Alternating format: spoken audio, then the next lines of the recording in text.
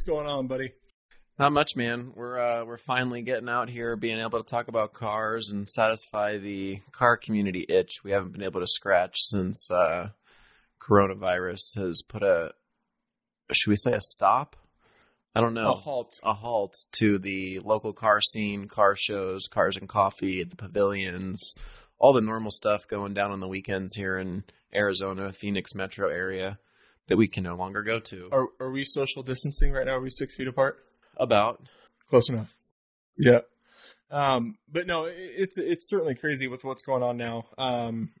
COVID-19 has completely taken over the entire world, and it's really unique. I mean, we're all trying to adapt as much as we can.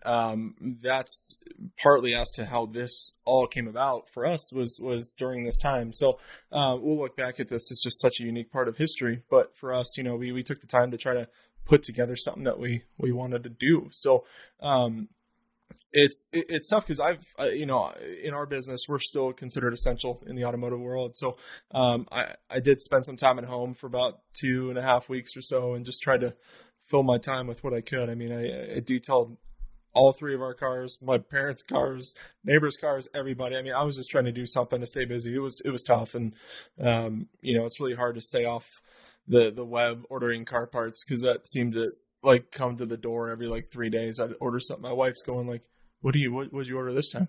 No plugs here or some kind of Adams polishes or chemical dyes or some type of detailing product. I just kept, I had to try to get a good relationship with the Amazon guy and the UPS guy. Just tell him maybe hide the package over in the corner so my wife doesn't have to see it. But no, I mean, it's certainly unique. In speaking from the automotive front, this is the entire economy in general. But, for us in the automotive world, it's been unique because it's taken such a hit. No one's obviously wanting to spend any money right now with what's going on. And in my side of the world over in the exotics, it's unique in the fact that we're in the want business, not the need business. So does someone need their 6th $500,000 car at their 5th home? Probably not, So for us, it's a little bit unique that we have severely slowed down, and rightfully so. And all the manufacturers have shut down for quite some time now and starting to open back up and trying to play catch up a little bit. But how'd you spend your time? I mean, what was going through your mind? Same thing. I mean, I can only do so many calisthenics and push-ups and sit-ups and at-home workouts with gyms being closed, detailed and washed the car, as much as you can. Girlfriend's car, parents' car, anyone's car, just as long as you have been able to improve on yourself or make yourself better to adapt or shift with the ever-changing atmosphere that we're living in. Sure. As this has kind of brought up, it's gotten a lot of people to kind of question what's important to them or what they enjoy doing.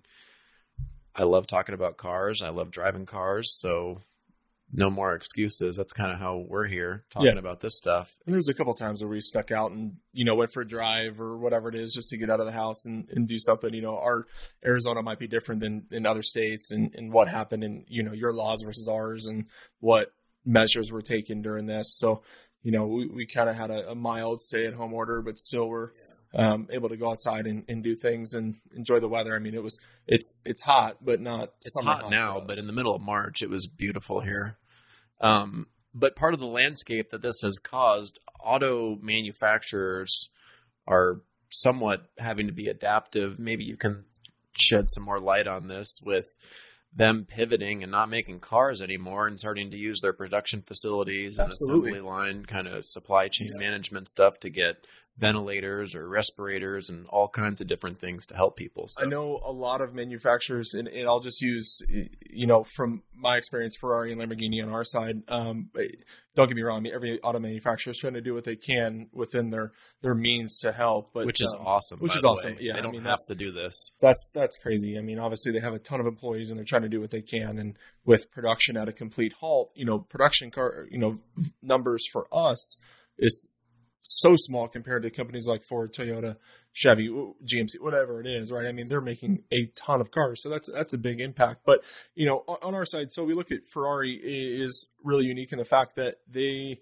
started using and producing respirator valves, part of the attachments. And it was so cool. And I'll make sure to put a photo up of it so you guys can see it. But, these little valves that they make and they're making as many as they can. They put the little Ferrari logo on it. But I think that's so cool. I mean, they're just trying to do what they can, especially a company like Ferrari, is relatively small in comparison to your big automotive groups, Volkswagen or whatever it is.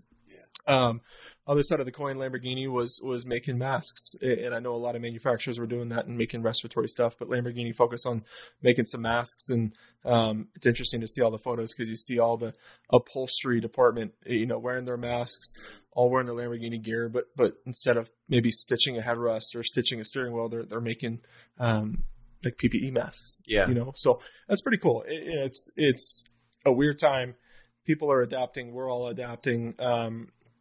The hard part that the automotive companies have now is that the amount of inventory that they have that's sitting on the lot versus, 2021s are really right around the corner. I mean, in the automotive world, and give or take a month, I mean, don't quote me, but roughly around August is like the time the production switches over to the next model. Yeah, I was going to say, normally in the fall, you start seeing the early models of the next year coming out or hitting dealership showrooms and stuff. So I think there's got to be a mad scramble to unload the rest of the 2020 models that are still sitting there. This is the time. If you're looking to buy a car, no question, right now, dealerships hopefully don't have any new 19s left over, but they have an abundance of inventory. Use a store like Ford. I mean, they're going to have hundreds of cars. Just that one dealership of 2020s, they have other cars already being built once the factory kind of gets up and running again and plays catch up. But dude, they're gonna have all their 2020s starting to, or 2021 starting to arrive. Like this is the time that not only are they going to try to move cars, and they're doing that by a couple things. They're offering some like crazy low interest rates, if not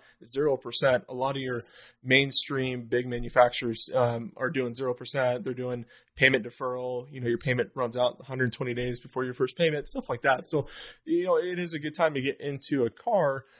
Programs are going to be good from car manufacturers. Leases are going to be strong. They're just, at this point, it's not what they're making, it's how much they're willing to lose and just do damage control at this point. Yeah, I was going to say they're not giving away cars right now, but at the same time, if you are a person with good credit and you're a qualified buyer and you've been thinking about maybe going to test drive something, just see what you get approved for, because interest rates right now for auto loans are at historic lows. They are. And I don't know if we're going to see another swing like this for a while, so it might not be bad to leverage a position on a nice car you've thought about for a 5-6 year loan term.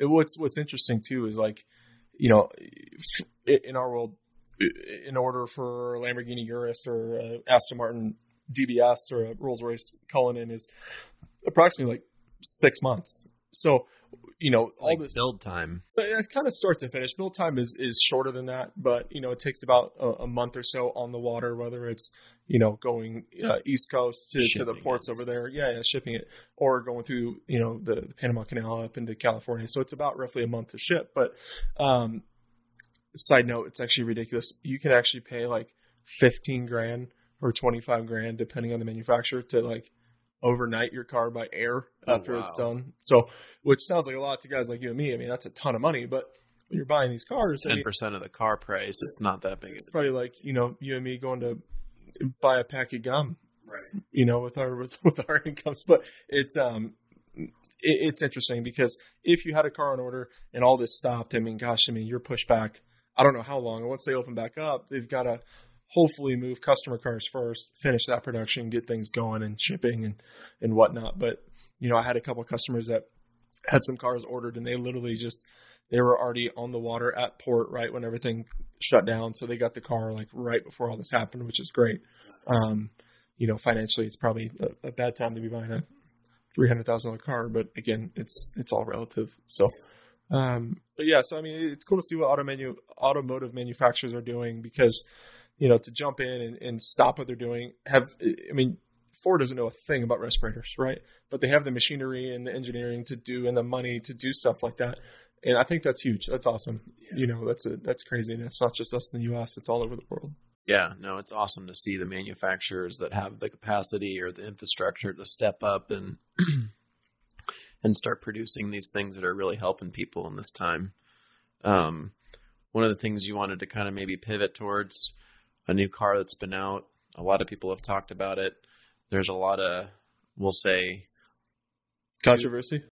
Controversy, because it is kind of like defying all of the traditionalists, and we'll give you guys a hint. A first of its type. Yeah, it's jean shorts, New Balances, maybe an In-N-Out t-shirt, a little bit of ketchup on it. Obviously the new Corvette C8 is out, and there's been a lot of hype on this car. It's been hyped up for quite some time, and rightfully so, because from a standpoint, this car completely pivoted from its entire history of what it's been doing, right? So it's interesting in the fact that for a car like the C8 Corvette, to go into a completely different design, completely different overall, mid-engine, thing looks like a supercar, right? It's an interesting, depending from what angle you look at it. Right. We'll get into that later. Yeah, we'll talk about that in a bit. But it's interesting because it's an incredible car for the price point of what you're getting. Oh yeah. If you look at like the on paper stats and like the value, quote unquote value you're getting out of this thing, there's not much else in that price range for a brand new vehicle that can do what it does. Yeah. If you want to go over some of the basic stats on it, like the base price is just under $60,000. Yep. Pretty crazy entry point for the performance and like your classic, Chevy, Corvette sports car. $60,000 gets you a mid-engine sports car. Right. That's the price point is incredible because, what you jump up to is. What is another mid-engine sport, like Audi R8? Audi R8, but you're at $200,000 there. Would like Alfa Romeo 4C or whatever is that a rear engine? Honestly, I'm not know. Sure. But it's one of those things. Like, I'm trying to think of another car that's even close. And at $60,000, obviously with all the stuff that you want on the car, 1LT, 2LT, 3LT, I think it's the Z51 package that gets you all the sports stuff. You're probably closer to the $70,000-$80,000 range, if not a little bit more. But dude, for $70,000, you're getting a supercar stat vehicle. 0 to 60 about 3 seconds. 3 seconds, depending on who's testing fast. it. That's insane, crazy fast. And I as much as, and we'll talk, I think we should talk a little bit about the overall design, because does it look okay? Yes. Is it Ferrari design? Is it Lamborghini design? Absolutely not. But also it's considerably cheaper, right? Yeah. You're getting so much performance. And if that's what you're looking for, if it's strictly performance, that is a hard car to beat, right? Yeah. The GTR kind of did this the last 5-6 years of being that car that just was almost unbeatable from a 0 to 60 standpoint. Now let's take, we take Tesla out of the equation. We're simply just using this for reference, but it's insane. I haven't driven one. I've seen a couple in person. I haven't been in one. I don't know. Yeah, I was going to say, I've seen 2 out here in the freeways on the Loop 101, pretty popular freeway here in the Phoenix, kind of Scottsdale area. And they're starting to hit showroom floors. They're starting to be bought and actually driven around. And I don't know. I'm not sold on the look. No, it looks like an Acura NSX that, and like a Camaro kind of got it on. Yeah, you can see where their influence is coming from, obviously, of their designs and things like that. And but here's the question, right? There's a lot of controversy. Is the C8 a supercar? Because what defines a supercar? Yeah. Right? Because it's technically like a Chevy Corvette is muscle, American muscle through and through. You can't get the lineage that far away from, strictly American muscle. Big V8, rear wheel drive. This thing's an automatic, but mainly just for the performance of the transmission, and the weight and all of that stuff. So it's like, I don't know. I think it's subjective because each person's definition of a supercar is going to be different. Right. If you're solely looking at performance is what I call a supercar. Yeah. Well, you look at a Ferrari 812 Superfast. I mean, that is a stunning car, a ton of horsepower. It is incredibly fast, right? That is, in my mind, that's a supercar. Your company's that it's not just performance. Yeah.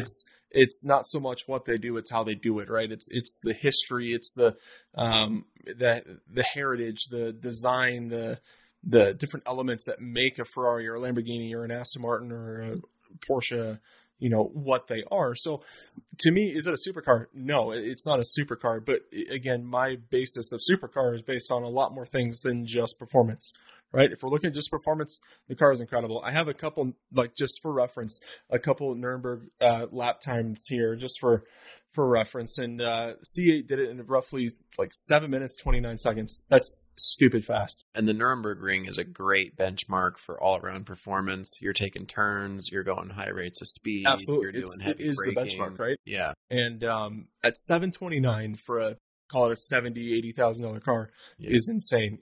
GT3 RS, the 997.2 was 7 minutes and 33 seconds. 6-figure car. Those are expensive. That's insane. Yeah. I mean, McLaren 650S, 735, about 6 seconds slower. And again, it might not seem like a lot, but that is a lot of time on a track like that. Oh, yeah. I mean, it just, the Lamborghini Huracan 610-4 just beat it out by a second. Ferrari 812 Superfast, like we talked about earlier, 727. Those are $300,000, $400,000, $500,000 cars. Right. So on paper, it's hanging right there. Yeah, it's right with and I can commend Chevrolet for doing this, because if you think about, there's only so many designs that you can do of the same front engine Corvette style. It's what it's known for, right? Yeah. There's only so much that you can change that, and only so much power you can physically put in there. I mean, you look at the last of the C7 generation, the ZR1s and stuff like that. I mean, they're pushing 700, 750 horsepower. How much more can you physically put into a car? So I understand having to change the map and change the design of it. Rear engine car, less horsepower, but a lot more performance, from a figure standpoint. I understand it. I think they're going to sell a ton of them. Might not be my favorite car. Might not be something that I'm necessarily interested in, but it's insane from a statistical point of view and the value. We've been talking about value. Yeah, I agree completely with the stats that this thing produces is crazy. The thing that I would say that it doesn't qualify for a supercar in my book is because of kind of two things. One, it's mass produced, and you're probably going to see them everywhere this fall once everyone kind of gets a hold of them at the dealerships in their local markets. But there are going to be a lot of them on the road, and it's relatively, not, I don't want to say affordable, but it's relatively affordable for the guy that's seeking a performance car like that. So I don't want to say that price and production numbers would keep it out of a supercar, but if you dub a quote unquote supercar, you're thinking of something that's ultra elite, that's super high end, limited production, and quality is second to none. Yeah. Not to bash on GM's fit and finish or their interior, but it's notoriously not as good as some of the handmade stuff that takes 6 months to build, like you were talking about. So I mean, there's more to it than just performance, but we can't tread lightly on the fact that it's just for value. I don't think you can find a better performing car under the $70,000, $80,000, call it $100,000 price range that can even be close to that. And this is something that regardless if you love it or hate it, if you fall in love with the looks or it makes you want to gag or puke in the corner, if you drive this to the country club, to your business meetings, it's going to turn heads in the shopping centers. People are going to see you. It sounds good. It looks good. It looks nice in motion. It's just I don't know. I'm not 100% sold. Like you were saying, the 812 super fast, that's a beautiful car. Yeah. From any angle. So is it one of those on your poster bedroom wall type of cars as a teenager would dream of? Maybe.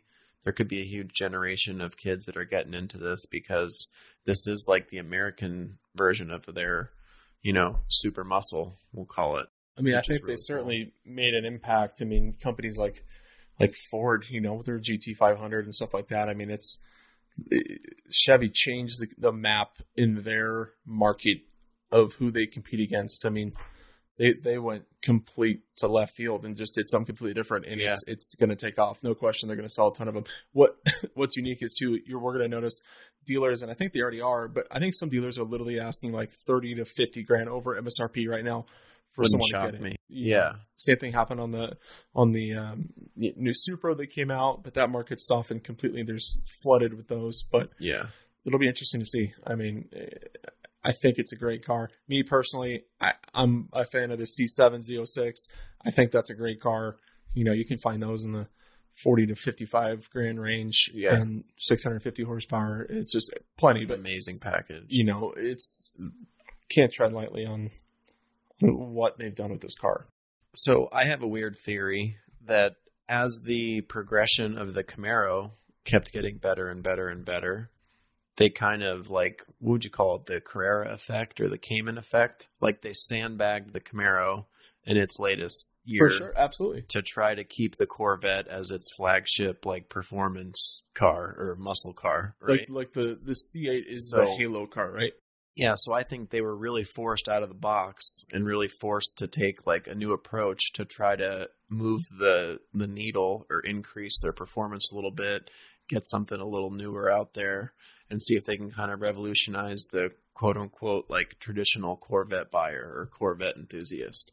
So, will we see a next gen Camaro come out that might have as good a numbers or be able to give this a run for its money? Or maybe is there a Camaro mid-engine, rear engine? I don't know. It's a very good point, because you think about the last couple of years, Camaro, Chevrolet, they essentially shared the same motor platform, right? I mean, the Camaro ZL1 was a 650 horsepower, same exact motor and everything right out of the Z06. So they were on the same platform there. It's just they had to, I think, rightfully so, take their Corvette as their flagship, as their halo car, and change it around, and they've done a damn good job of that. Yeah. So, but that's interesting, and I'd love to hear your guys' opinions on that. What do you guys think of the C8? Do you like it? Do you not? Is it something that you'd be interested in? Is it something that you'd even consider if you had the money?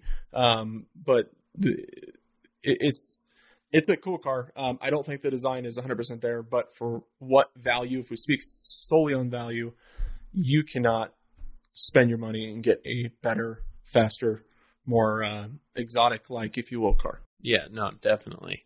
Especially brand new from a dealership with a warranty.